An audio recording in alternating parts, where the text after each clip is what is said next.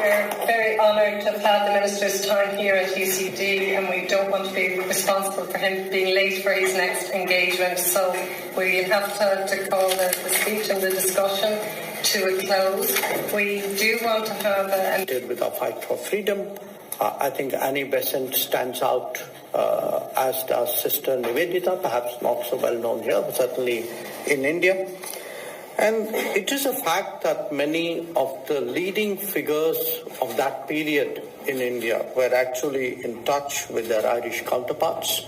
The most prominent, of course, relationship was that between our national poet, Rabindranath Tagore, and the introduction to his Nobel Prize-winning work, Gitanjali, was actually written by W.B. Yeats.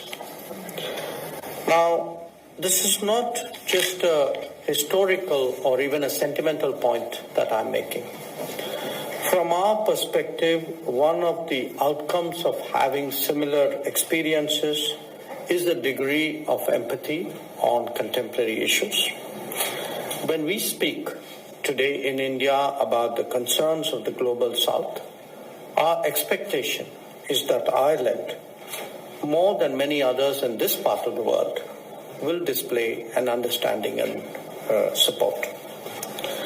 A second commonality between us is, of course, the global diaspora.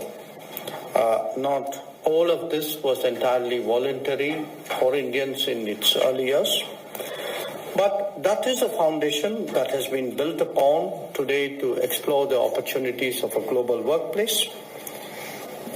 A third aspect is actually the internationalism that is inbuilt into our outlook.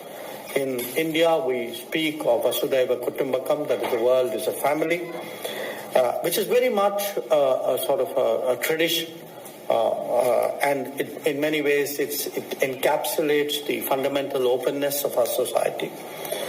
And certainly the experience of our independence struggle has revived a strong solidarity with others in a similar predicament.